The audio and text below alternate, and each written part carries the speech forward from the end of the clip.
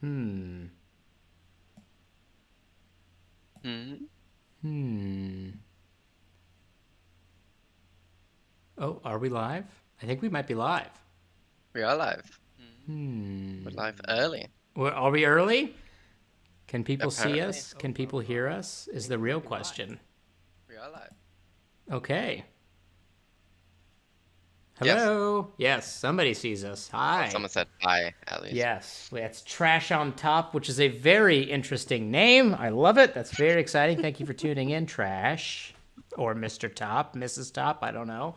All right. Hey, everybody. It's Yeah. Ketwalski here, tuning in live for our Sunday after show stream for the Lower Decks episode, Season 1, Episode 4, Moist Vessel. I am, of course, joined by the wonderful and fantastic Dom Paris. How are you, Dom? I'm doing well. How are you doing? I'm doing fantastic. It's a great weekend, nice and relaxing, and we had a great Yep. episode of Lower Decks to watch over and over and over Yes. again, which I did because I Yep. needed to. It was a very Same interesting here. episode.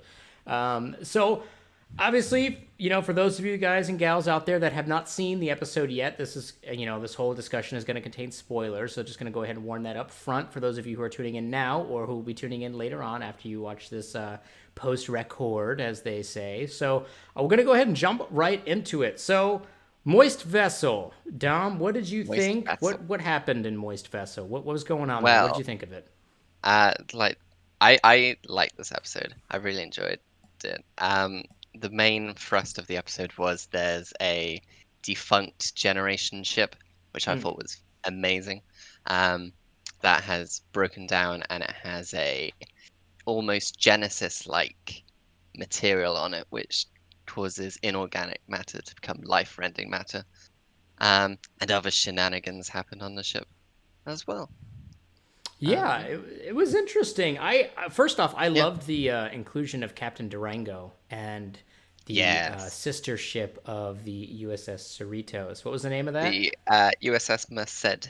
Yes. Merced, something like that. Yeah, I don't know how Merced. she's. Yeah. Yeah, so that was really cool. I definitely like the idea that there are different variations of it, and Yes. it had the blue stripe right on this one. Yes, it did. So it was science specific.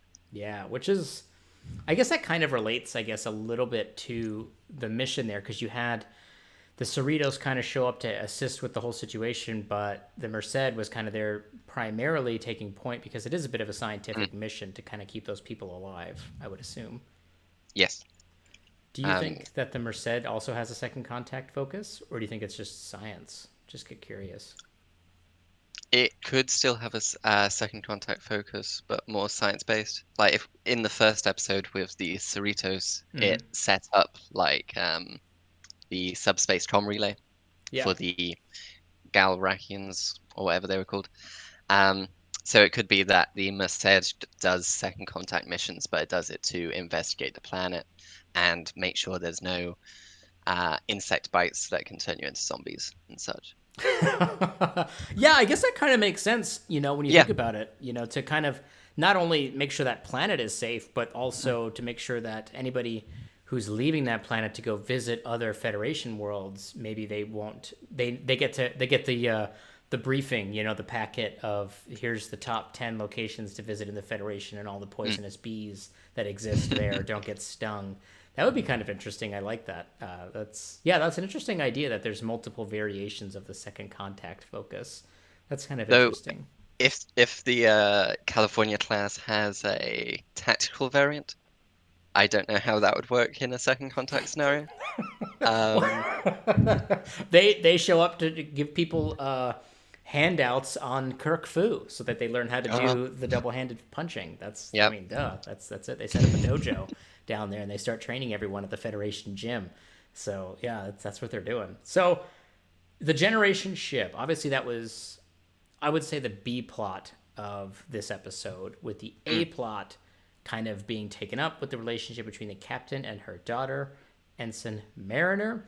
And yep. so that whole situation was interesting to me. So when I was watching it, I was a bit more invested in what was going on with the generation ship and Yes. the goo kind of taking over it Were you feeling the same way, or did you attract more to the Captain Mariner subplot story? Um, I would say I was more interested with the generation ship, but it does kind of go back with what Mike McMahon said with the show, where there is a story that the bridge crew are doing, Mm-hmm. the main thing the ship is doing, and then there's the A plot and B plot, which the lower decks crew are doing. Um, but because it's a massive generation ship, obviously I was more drawn towards that. Right. Yeah, I think it's.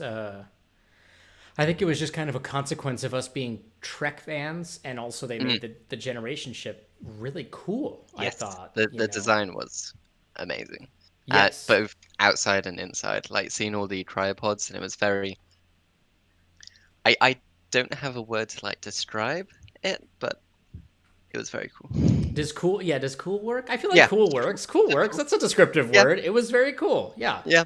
But I was rewatching it before this stream, and something it screams out something, but I don't know what. Maybe a reference to like another ship, whether in sci-fi or Star Trek. But yeah. Just the overall design of it. You think, Mm. or yeah. Yeah, yeah.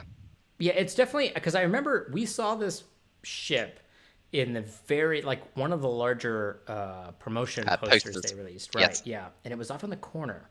And I Mm. remember you and I went back and forth a little bit trying to figure out what it was because I think to both of us it felt familiar in some way. Yes. I was talking about the design of the ship earlier in the week on our Discord server, which Mm-hmm. if you haven't joined, join. We talk about Star Trek, obviously. Definitely, Um, yeah.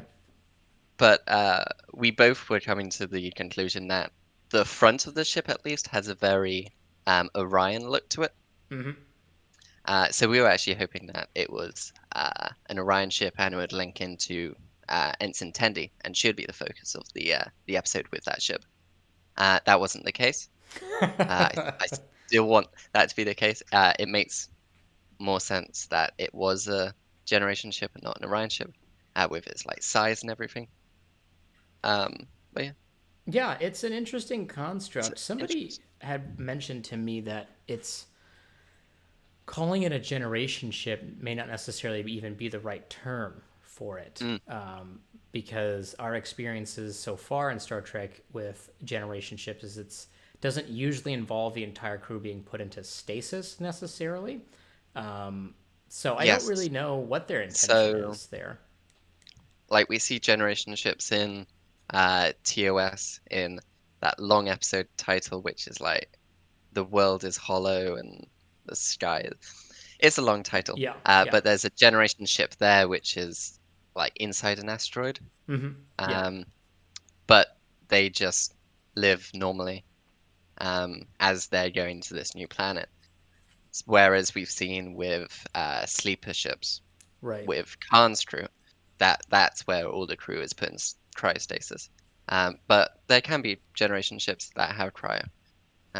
But in okay, the world is hollow and I have touched the sky. That's the name of the TOS episode. There we go. Um, Yes, I see people are reminding you. The yeah, chat. Thanks, um, chat. Appreciate it. it's it's a long title. Yeah. Um, but I generation ships can still have cryopods. It still works. Yeah, I don't, I'm not necessarily vexed about using the terms interchangeably. Mm, I think the idea is kind of it poses kind of an interesting question, right? Because the ship itself was a bit derelict, and obviously some of the stasis tubes for that material, that compound that changes inorganic matter into this organic matter, had been broken out, and was kind of like rummaging around the ship or whatever. So it does yeah. bring up some questions in my mind, like were there caretakers on board, and did something happen to them? Mm. Were they attacked, and that's why some of the tubes Well, were opened up? that's something that I was thinking about. With it being a generation ship, it's interesting to note whether it has warp drive or a faster than light system of propulsion. Mm-hmm. Um, because if it doesn't, and it's a generation ship, then it probably comes from within galaxy, and they were just moving from their planet to another planet. Right. But if it does have warp engines or a faster light propulsion system, it would be interesting if it comes from outside the galaxy. And the reason why it broke down was it went through the barrier around the galaxy. Yeah, the Great Barrier. Yeah. Yeah, which I think would be interesting, and then link it to like other species that have came through the barrier, like the Kelvins. Yeah. Yeah. Maybe they were fleeing from the Kelvin Empire or in the Andromedan galaxy or something like that. I doubt we'll get answers to these questions, but it's very interesting things to think about. Well, it's funny you say that you doubt you'll get the answers to these questions, and Mm, they're definitely leaning very heavily into the soft reset construct with Lower Decks. That's very obvious. They're mm, following in the style of TNG, where each of the episodes kind of resets itself for the next episode, with some throughput kind of storylines here and there, but nothing crazy. But I do think, and I have no confirmation on this, but I personally feel like there was a reason that the species that were in the cryotubes were shrouded and you couldn't mm. exactly make out what species they are, because they just left it at that starbase to kind of deal with, so that Durango would deal with it and that starbase would deal with whatever was going to happen. And I'm wondering if we're going to be going back to them at some point in I the mean, future. I mean, me and you talked about those aliens, and we're Mm. like, oh, I mean, they're mummified, but they look, to me at least, they look like Luxwana's Troy caretaker person home. Yes. Yes. I mean, he had a very mummified quality to him, um, which could be why I think they look like him. And they were kind of tall in those cryopods. Yeah. But Yeah. it would be interesting if they do come back. Like that space station they were at could be Douglas Station from the first episode. Could be. Yeah. Um, where and then we go back to them and see what's developed. I mean, it makes sense, especially like we were talking about earlier. Like the Mm, Cerritos' mission is second contact, and if the process of waking them up and putting them onto a planet is the quote unquote first contact piece of mm. that, and letting them know, hey, you guys are good to stay here and you can settle here.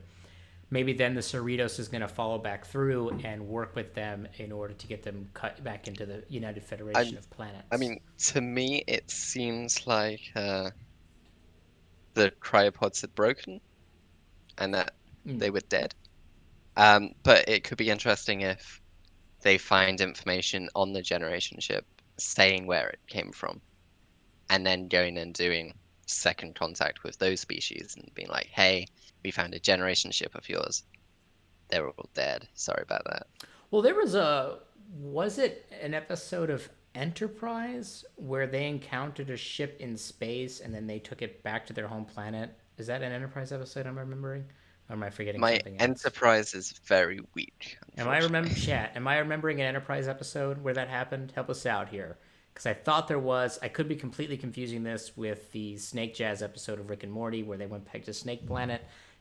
But I think there was an episode inside of Enterprise where that happened, where Mhm. they went back. And this was, of course, before Prime Directive and General Order 1 or whatever you want to Yeah, call it. So there was a different rule set there for them to kind of engage with that planet. I'm pretty sure that's what happened. But yeah, that would be an interesting thing. Like they find out where it's from and then they go back there and they say, "Oh yeah, we just found your ship or whatever. Do you guys want to join us?" And maybe that initiates a conflict or maybe even a new alliance or with a new species outside of the known galaxy that we're aware of. That would be kind of interesting. I like that idea. yeah.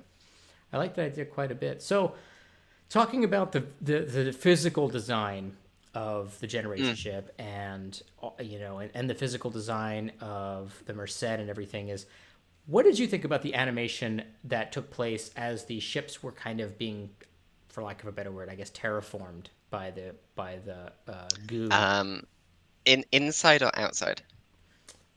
Both, I would say. Both. I mean, I really liked all the ship shots we got, like space scenes. Mm-hmm.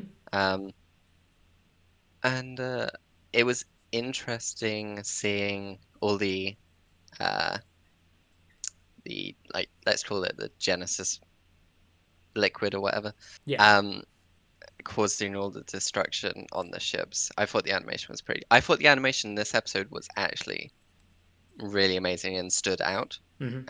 And going on to something which wasn't the Generation Liquid, but the animation for Mariner's character this episode, I felt was an improvement Okay. on an already good animation. So we saw like comedic animation of her like rolling on the floor of her new room, Yeah. um, Yeah. and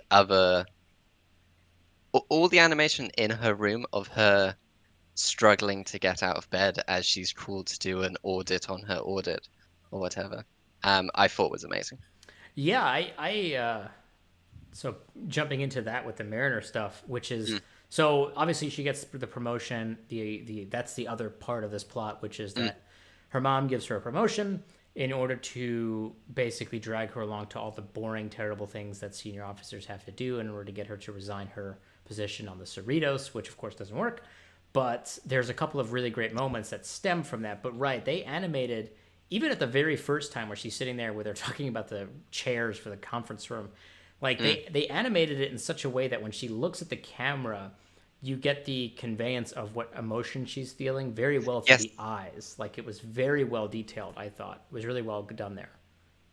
yeah, I think the eyes for this episode and the previous episode Mm. have conveyed a lot of emotion in the characters, um, which is amazing because, it's animation. It's animation, not live action, Right. but still the ability to show that level of emotion through the animation is really a testament to Titmouse Studios who do the animation for this show Yeah. and the Yeah. level they're putting into the show.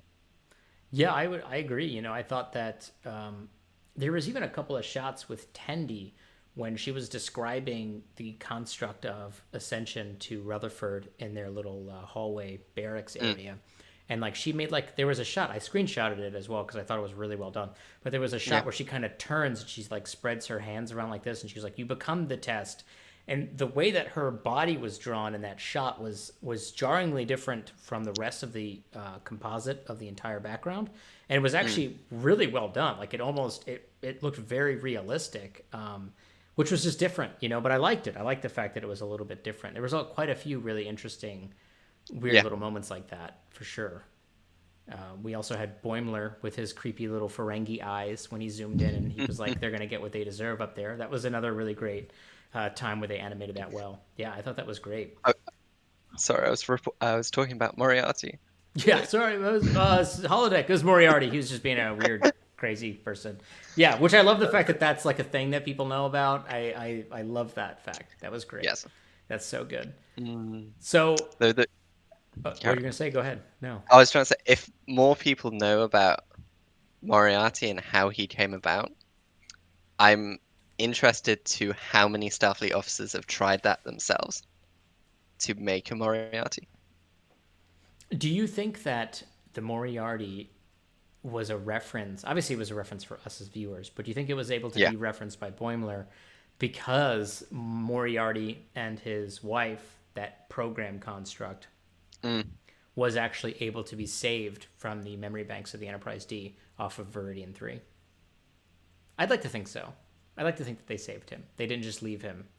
I would like to think they found his little data cube, Right. and now he's in the Quantum Museum in San Francisco. He's in Picard's little quantum thing. It's the little Moriarty cube just kind of sitting there. Yeah, I like that. You know what? Yeah. I believe that's what happened. That's the fan fiction that we're writing right now. That's it. Yep. Yeah. They didn't just See leave it him there. on AO3 coming this fall. Yes. Yeah. I don't believe that they left him there like Picard left the Kurlan Neskar and just threw it on the floor when he was rummaging through the office there, his ready room. You know, Mm, just the same way that I'm pretty sure his fish survived. They all survived. Everything's fine. Don't even think about it. yep. Yeah, it's best not to think about it. All right. So the other things that really stood out. So the Ascension. So we had the three kind of plots. We had the Mariner and her mom. We had the situation with the generation ship, and then we had Tendi and the Ascension guy.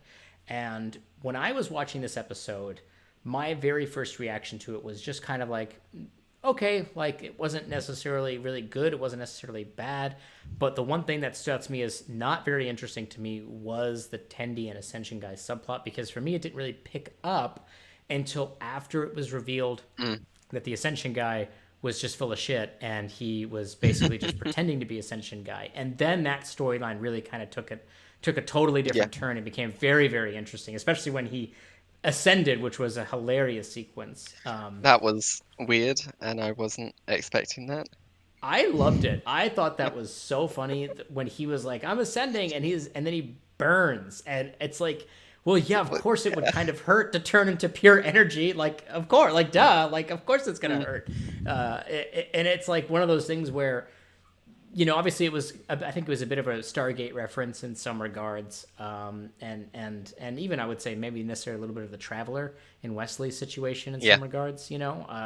Of turning into energy and traveling around in that, changing what your physical construct is. But I liked that whole sequence at the end where he transformed and then he was like, I see Abraham Lincoln, and then of course the koala the bear. koala. Yeah, What did you think of that when you first saw it?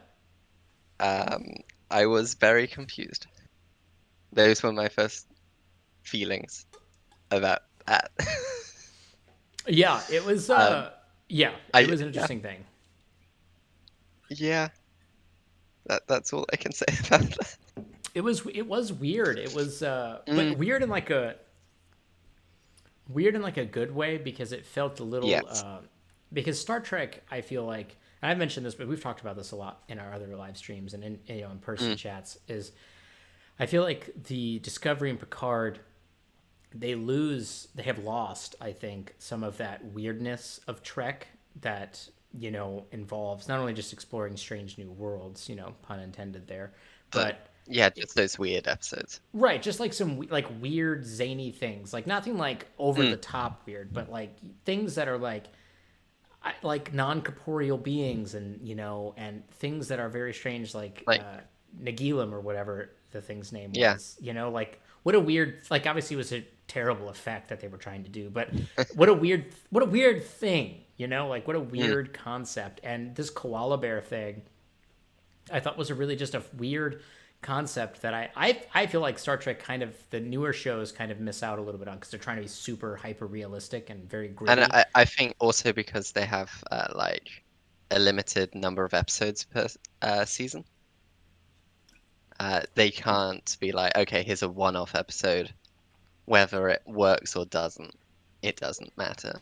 Right, right, Um, right, whereas Lower Decks can be like, okay, we're just trying to throw this out, um, because why not? Um, right. which is what TOS and TNG and other stuff did, because they had Right. like 29 episodes a season. They did. They had a huge number of episodes, Mm. and I mean, and that's also just because of budget, and they had a How it different worked, yeah, construct. Right, it was a different construct at the time, and yeah, which is, that it is what it is. But yeah, right. They don't have a lot of opportunity to, because sometimes filler episodes can be really boring and terrible, mm. and then other times filler episodes can allow you to really explore some unique one-off kind of characters or stories. And this show, Lower Decks, has the ability to do that. And I think that just including the koala bear not only is a great meta reference to the turtle that we're all on the back of, Yeah, we've seen that before, but they changed it out for a koala bear, and why is he smiling? What does he know? And it's like, and it's just very funny, very meta, very just weird. And it was somebody just said here in the chat that it was nonsense, but right, it was a bit nonsense, but it was good nonsense. Like it's like, this is just craziness. mm. And then it happens, and then Tendi isn't even phased by the fact that says that he sees a giant koala and it's smiling. She's just really sad that he's gone. Yeah, So yeah, I thought it was great. I enjoyed it. I know there's been some mixed reactions I've seen on Twitter about that, which, I mean, of course it's Twitter, so of yep. course you're going to get mixed reactions. They hate everything on Twitter.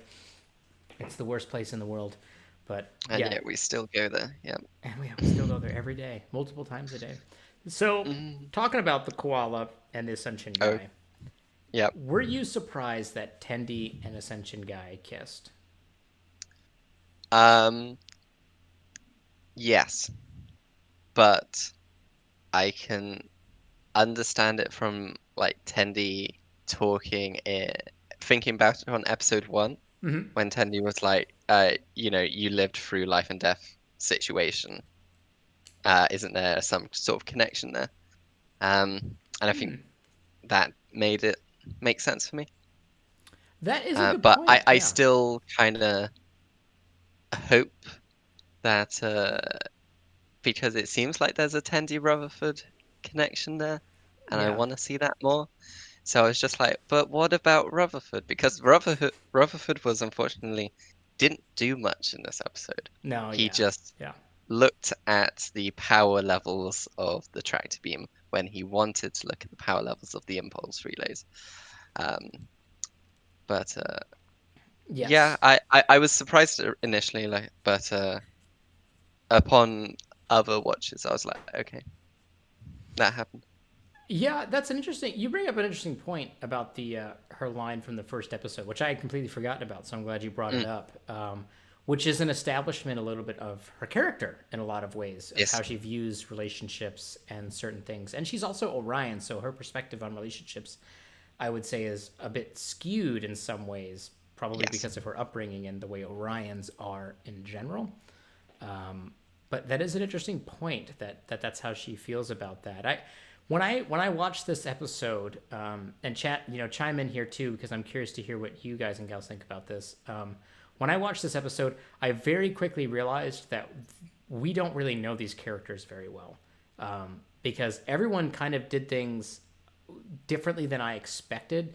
I didn't expect Tendi to kiss the Sentient guy. I didn't expect Mm. Rutherford to just kind of hang out and not really do particularly too much. I didn't expect Boimler to try to become the bad boy, and we'll get to his whole thing here in a minute. But and then Mariner, like I expected her to not really enjoy what was going on, but I did not really expect at the end for her to kind of get out of it. Maybe that's just my personal thing. Is I thought maybe they were going to drag that on a little bit more, and they were going to kind of work with that story of her getting promoted and moving that on throughout the rest of the season. But then Yeah. she redoes that so she can get demoted again. And so the characters are acted a little bit differently, which originally came off as like these characters are acting so strange and why are they doing that? But then I realized is like this is only episode 4 and we barely know who these people are like Yeah. at all. Did you experience that at all when you were watching? Um, kind of, but not as much. Yeah. Um, because like, if we look at Boimler, I can understand that it was a shock to him that Mariner got promoted and he's been slaving away on the ship for a whole year and hasn't seen anything. Um, but and with other characters, like I said, Tendi, thinking back on episode one, what she said, and Rutherford, just did his thing and enjoyed looking at power levels, so I didn't think he acted out of character. But we didn't see much of Rutherford. Yeah. But I guess that was kind of the Rutherford thing that took me by surprise is that he didn't do much, which is Mm, interesting. Because a lot of the issues that they were having were, I don't know, like engineering. engineering related issues, Mm, and I think the only other thing that he did was like expertly dodge a couple of rocks and then we never really yeah, saw him again. Um, so yeah. it was very interesting. It was weird. I think it would have been something to see instead of on the bridge, but see Rutherford register the difference in power levels, and then do something to try and fix it. Yeah. Because we've heard a lot before the lower decks came out that Rutherford is like Geordie in the fact that he does fix the problem, but he doesn't fix it in time or by the end of the episode. And we haven't really seen that. We've seen him slave away in the tubes Yeah. for like a week, um, but we haven't seen what they've described Rutherford as in the lead up to the show. Yeah.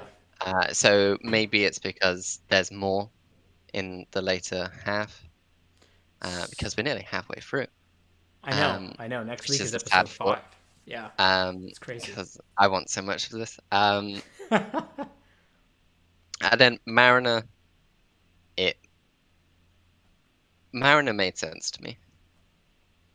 I don't know what about it made sense, but with her mum not, trying to get her off the ship and treating her like a child, Yeah. I felt that her responses to things made sense.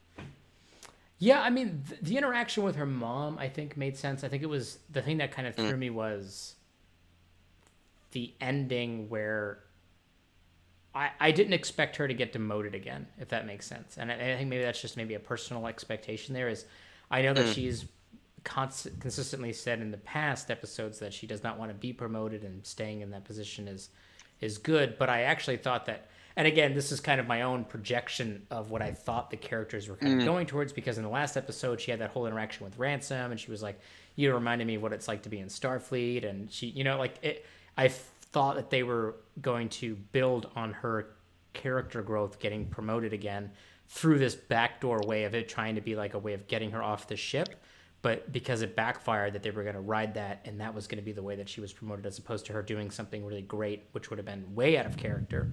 mm. So that's why I was Well, surprised, I think, by that, if that makes I sense. f- yeah, I understand that. I think I hope that they do follow through with that character development, but I can see why they made her go back to the status quo of being an ensign, just so, she can still be with her other lower decks people, Yeah. and also be with them in the corridor barracks, as you say, um, just for later episodes. I would like to see, as we get more seasons, that it develops from that Mm. and they do get promoted or whatever. Although, it took Harry Kim 7 years to maybe get promoted. Um, Or we still don't actually know. Yeah, that's so maybe we'll get yeah. 7 years of lower decks and none of them will get promoted. Um, it's Star Trek, that's what we do. That is what But we do yeah, sometimes. I can understand them bringing her back to the status quo. Yeah. Yeah, I mean, and that makes sense. And that's why I said earlier, like, they're definitely really leaning into the soft reset piece where the idea that her being promoted would have disrupted the construct that we've created so far, which is that they live right next to each other in the open bay hallway thing, Mm, and that would have disrupted that a little bit. In hindsight now, it seems very obvious that they were going to make sure that that got reset back, because the next episode has to be a totally different story. I guess I don't know. Again, I think that may have just been a projection from myself onto what was going on, of what I wanted the character to do, which is, it is what it is. It's fine. It's all good. So yeah. looking at this episode from a comedic standpoint, how did the jokes kind of land for you in this episode? Because for me, it felt like the jokes were a bit more secondary to a lot of the plot elements that were going on, specifically the situations with the generation ship and the mom daughter, and then the Tendi situation with attention guys seemed to be the focus of the jokes, whereas the other two plots seemed to be kind of more Hmm. story focused. What did you think about that? I think how they did the jokes this episode differed from the previous Mm-hmm. episodes. The previous episodes are like one-liners and other stuff, whereas this episode, I was more amused by the contexts and the longer jokes. I was laughing so much during the poker scene, Yes. um, Yeah. where Mariner and all the bridge officers are playing poker. Um, Not because there was any jokes and any funny lines, but just that it was humorous, that uh, it was a friendly game and Yeah. they always fold.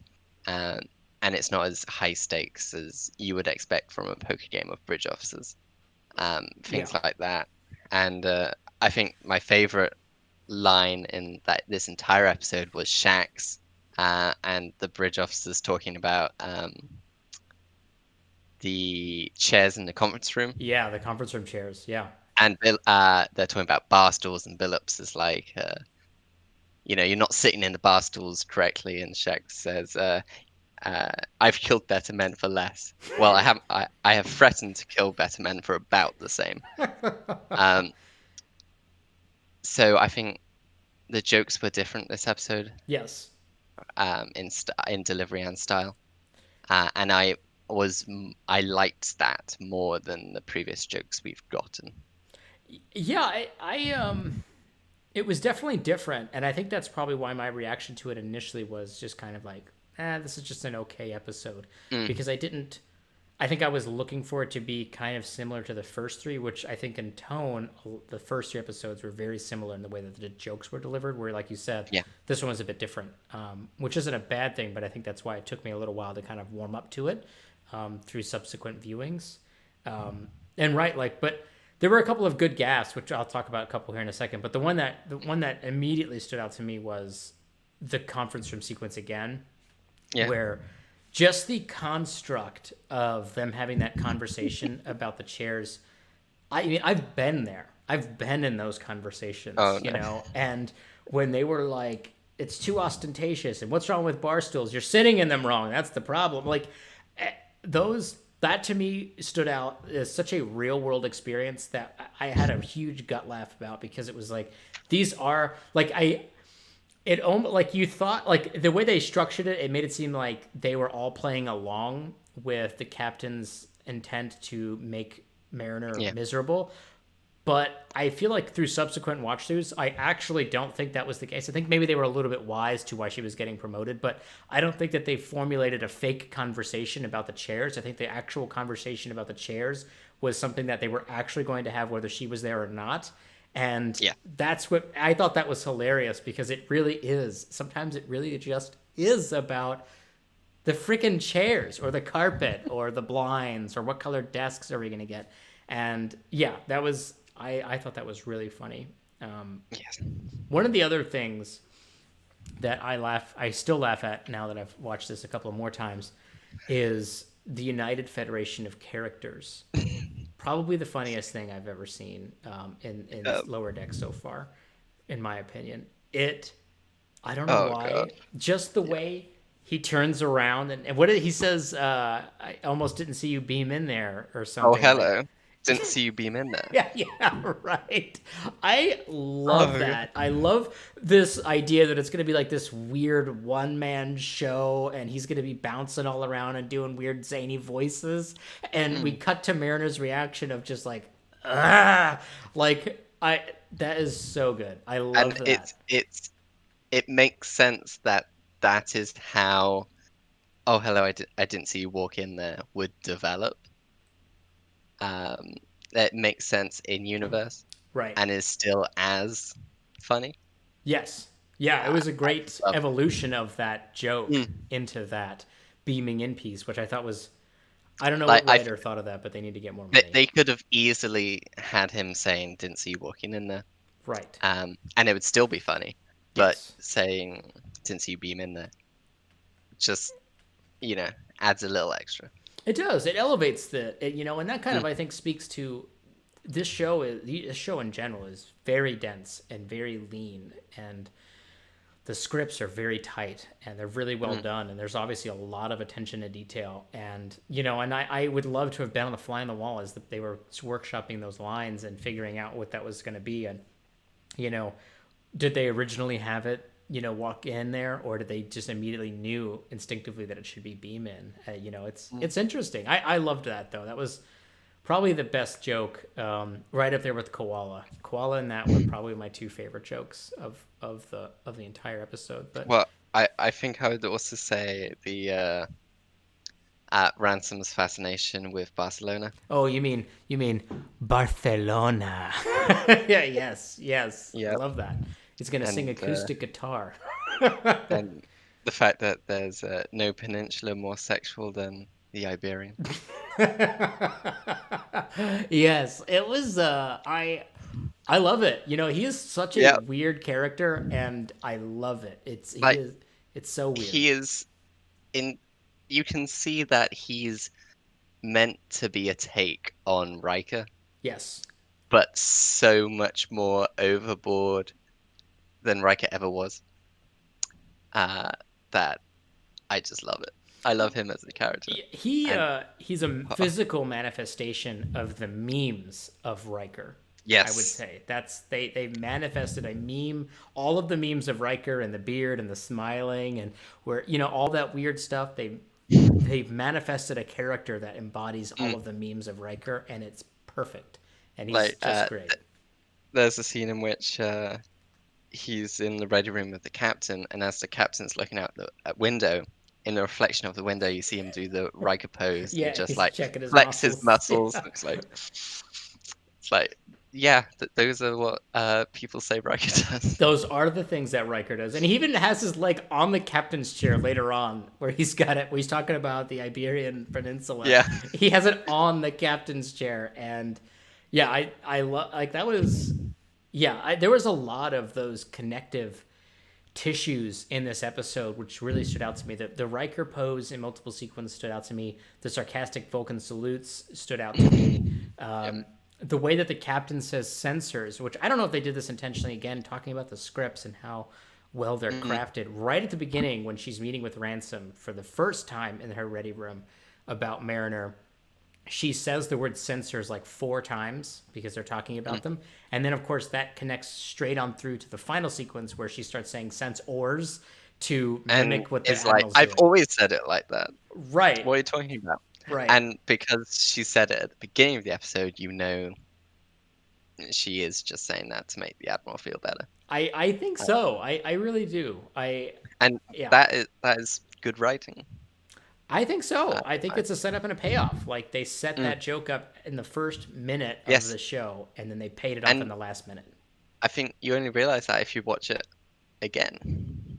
Yeah, I only noticed it. I think on like Yeah. my most recent watch through is when I noticed that she said sensors several times, and I was like, Mm. I wonder if they did that on purpose. And I feel like the answer is probably yes. They probably did that on purpose. Yeah. Yeah, there was a lot of really great like through lines there. I don't know if you noticed. I'm sure you did notice, but like even when Ascension guy was doing his little sand pyramid thing on the floor, Yeah. the picture that it created was the exact same image that he became at the end when he Yes, I ascended. know. Yeah. That was again a great setup and payoff there that you would have only noticed on your second or third watch through. You would not have noticed that the first time. I don't think most people. Unless you did watch it. Notice it in your first time. Well, right. I mean, someone in the chat's going to be like, "I saw it on the first time, you blind idiots." Yeah, I got it. Thank you. You're the best. We're not paying attention. Thank you. Yes. Oh, there should have been a picture of a koala in his room. Of why it manifested as a koala for him. Yeah. Yes. Yeah. Yes. That would would have be great. been an amazing payoff. Yeah. Or just like a koala plush, like Julian has his teddy bear. This guy has his koala teddy bear. Julian. I like how you guys are on first name basis. That's great. I love Oh it. yeah, Oh yeah. You and Julian. me and Julian. Yeah, you and Julie's. Jules, Yeah. as they call them. Cool. Yeah. Cool Jules. Is that it? Cool Jules. You know, if I've had a few drinks, it's Jules. Oh, okay, easy, easy. What happens? What happens on the station stays on the station. I think is Yep. the motto down there at Cork's Bar. So yeah, it was definitely an interesting episode. What's weird about this one is, and you tell me if you experienced this as well, and chat, you chime in as well here too, which is, I feel like the people that were kind of just the first 3 episodes, I feel like the people who were just kind of like, oh, these episodes are pretty good, not the best, really enjoyed this episode. And the opposite is true. Like for the people that really enjoyed the first 3 episodes, thought that this episode was just okay. And did you experience that as well, in your opinion? Not in my opinion, because Okay. I really liked the first 2 episodes. Okay. Was trying to erring and ahhing on the third episode, and then really liked this episode. It has different things from the previous episodes, I will admit. So what you say probably makes sense. So To it would be someone, interesting to see yeah. yeah. It would be interesting to see if those who liked like the jokes of the first 3 episodes might not have liked the jokes in this episode. Like, I don't know how Jack felt about the jokes in this episode, because the jokes of how the jokes are delivered in the first 3 episodes, he's not that much of a fan of. Yeah. Yeah, So I'd yeah. be interested to see if he prefers the delivery in this episode. He said that he really enjoyed this one, which Mm, I think is probably the more glowing review that he's given yeah, from the other three, which is kind of, he was one of the people I was basing that off of, but also like I noticed like a lot of similar people comment on like my YouTube channels and stuff like that, where I see kind of their perspectives shifting from, from the first three to this one and then kind of reverse. So it was something that I kind of noticed that it was a little bit different because this episode was a little bit different. yeah. And so my question for you is what, this was obviously a Mariner focused episode and it came across as a little Mm, bit different. Next episode definitely seems to be the Boimler focused episode with his yes, girlfriend showing up. Do you his think that holographic girlfriend. his Yeah, holographic girlfriend, that's right. Do yeah. you think that we're going to get different styled episodes throughout the rest of this season? You think they're going to go back to like the more zany, goofy stuff, or you think they're going to continue to do different types of styles? I would like different types of styles. Hmm. Just experiment, see what sticks, see what doesn't. Um, because like they've done that with the short tracks, Yes. and Yeah. even though this will always be like comedy, it would be interesting to see the different types of comedy that we've seen. Um, and also I can see that working well with focusing on the different characters. So there would be different types of jokes with a Tendy focus episode, than with a Rutherford focus episode. And I hope we Yeah. get that. I think we Um, will. I do. mm, I think we're gonna get, if we don't get a full blown Rutherford and Tendy standalone episode, then we're gonna get a Rutherford Tendy focused episode. Like it'll just be yes. basically about the two of them. I'm getting the feeling that it's Mariner and Boimler kind of at the top, and then Rutherford Tendy kind of slightly below them in terms of which characters they're Yeah, supposed to I be agree with that. following. Yeah. So they may not necessarily get their own exclusive standalone episode. And I mean, and even Rutherford already kind of had a pseudo private episode when he was bouncing around the different operations sections, Yes. which served a lot of different purposes, but also introduces to a lot of things about Rutherford and Hmm. established the Tendy Rutherford, potential relationship. And yeah, I'm confident though. I think we're going to get specific episodes for each of the characters, which is very, very TNG. Later on in the seasons, as the show matured, there would be several episodes throughout the season that would be more primarily focused on Data, or this is the LaForge episode, even though all the LaForge episodes dealt with him being a friggin' creeper on the holodeck, but this would be the LaForge episode. This is the Picard episode. This is the Riker one, the Crusher. Like they had like these character specific episodes for Yeah. the actors to kind of really shine through in those specific ones. So considering that the show is literally the love letter to TNG, I think it's possible that we'll get something very similar Yeah. to that. And I it'll do. be interesting how where it finds itself in later season, as well. That's Going with that. true. Yeah. If it does follow with like a TNG style, um, I'd be because curious to see if they it get. changes a lot in later seasons. It So does. It yeah. changes substantially in later Mm, seasons, and almost like as if it's two different shows in a lot of ways.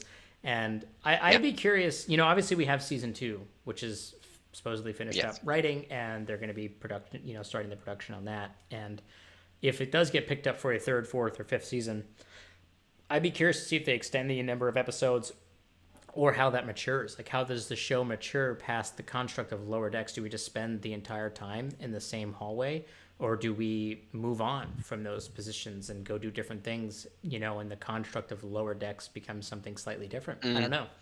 know. It's an interesting idea.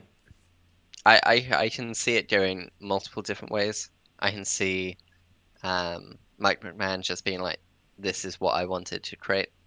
Yeah. I've done a couple of seasons of Lower Decks. I don't want them to go on to higher decks, as it were. Um, The upper decks. Yeah. yeah, Yeah. um, because I want it to be Lower Decks. But I think it has a good opportunity to, as the show develops, the characters develop with it, and they change and they move up higher.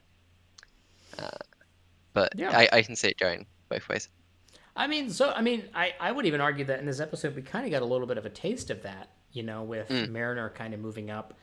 And obviously it would be a very weird construct if she was the only character to move up, but the rest of them stayed below.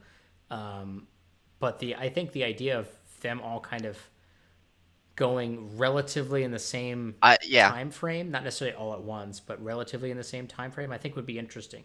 I think I it's could doable. see a season finale having some sort of situation where our group does something together that warrants them all to be promoted. Right. And then we follow all of them as they go up. Because yeah, like you said, it would be weird if just one of them goes up and there's different dynamic. If it's Yeah. all of them move up, Yeah. uh, all of it on a fresh start, that would be cool to see. I think so too, and they could do like a thing where they're like, we're taking the lower decks with us. Like they're all like lower, like the construct of lower decks is them, not necessarily the physical Not necessarily location. where they are. Yeah, Right. Right. And that yeah, would be a nice message. Yeah.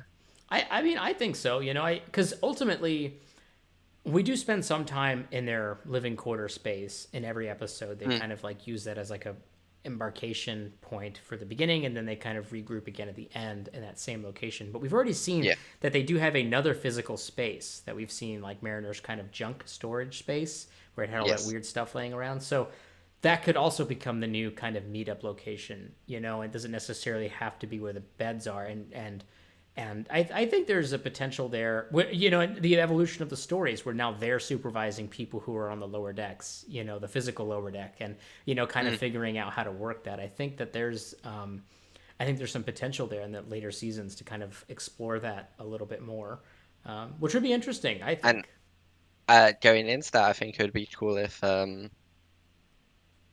just with the first episode having Boimler being the liaison officer for Tendi. If in like the second season we have Tendi being the liaison officer for a new lower decks person. Not as in a new lower decks person for their group, Right, but but just to show how the group has developed and now the new person in the first season has now developed to a what seasoned, Boimler was. capable Yeah. officer. Yeah. Yeah, Mm. no, that would be great. I love that idea. I do, and kind of showing the development of those Yeah, and characters. Yeah. that would be a small way to show the development of the characters. Because Yeah. even though they might go back to the status quo, that would be a way to show that things still have changed, things still have developed. I agree. It looks like Jace here says, Dom, I would love for you to write an episode of Lower Decks. I agree with that, Dom. Go ahead and send your pitch in to Mike Oh, McMahon. He'll respond. I'm confident. So uh, you can just send it to him. You can get a nice writing credit. so many different ideas. You can write the after Mike McMahon steps down as showrunner, you can step in for the Oh, follow-on seasons, the Upper Deck show, Upper Deckers as they could call it. but Yeah, you could uh, definitely do that. So, well, we're yeah. about to hit the 1 hour mark here shortly. Chat, go ahead and get your questions, any ideas or questions or things you want us to go ahead and talk a little bit about here towards the end. So, Dom, I'm going to throw it out towards you. Oh, okay. What do you think is going to happen in the next episode? We saw the preview of it. Next episode Yeah. is um Boimler's girlfriend Mm-hmm. on the ship. We see that awesome new ship, the USS Vancouver. Yes. So I'm great. looking forward to seeing Oh that. yeah. Oh yeah. Um, Mariner's doing stuff to prove that Boimler's girlfriend isn't as good as she seems, Mm-hmm. which is interesting. I can see it going multiple directions, and I haven't seen enough or heard enough to know which. Yeah. Um, but looking at this episode specifically and how much they are going back to the status quo, um, the girlfriend, either Boimler and girlfriend will break up at the end because of some reason. Maybe Mariner's at fault, and then the final scene is like Mariner making it up to Boimler, um, by like throwing a party or whatever. Yeah. Um, With music and or dancing. just yeah, Yeah. um, or just the girlfriend goes back to the Vancouver, and that's that. Um, yeah, I think Mariner's gonna accidentally cause them to break up and either help Boimler deal with that, or help them get back together again Yeah, by the end. So, I so yeah, I agree that that's probably the likeliest scenario is mm, that she's going to cause some kind of rift and either try to console him or to repair that. mm, Based off of the preview, I'm curious to see how they actually go about it. Because another aspect of it is that she actually is a malicious character, and yes. she does save him from doing something or being injured in some kind of way, shape, or form, because she does have a malicious intent. But I don't really know what that would be, because it's not like Boimler has any secrets or access to anything. She's on a better ship, and she doesn't need anything from him in that regard. So it'd be interesting to see what her intention would be there, to make her the bad guy. I'm also wondering if they're gonna play up, and maybe I'm reading way too much into this. Again, maybe I'm projecting a little bit. Is Mariner's concern about this woman, is it going to be connected to a potential relationship situation between her and Boimler? And maybe not necessarily a romantic relationship, but maybe she gets jealous over the fact that he likes her more and they're spending a lot more time together, and she feels like maybe she's losing her best friend on the ship or something like that. Mm, I'm that'd wondering be interesting. if they're going to play that up. Yeah, it's so there's definitely there's some ideas there for sure. I think we don't know enough yet, but I am curious. I'm honestly just surprised that even in the preview they were like, yeah, my girlfriend's coming. I'm like, this dude has a girlfriend. That alone is very surprising. I feel like Yeah. I would have never guessed that at all. That's it's very surprising. I felt like, but because the next episode's called what, Cupid's Arrow or something? Cupid's errant arrow. Errant Arrow. Yeah. Which could Um, mean anything. They're so weird with their yeah. titles. They're so all over the Yeah. place. So if we take this episode, Yeah. Moist Vessel, it makes sense now that we've watched it. It was a moist vessel. It had liquid on it. It did. Um, It did. There was a that's lot of as moisture. literal as you can say. Um, And so also, yeah. like, the whole thing that it was doing to the ship involved modifying the environmental Oh, controls. yes. So it was making it That more of a moist vessel on the Cerritos and the that Merced. reminded me of something. Yeah.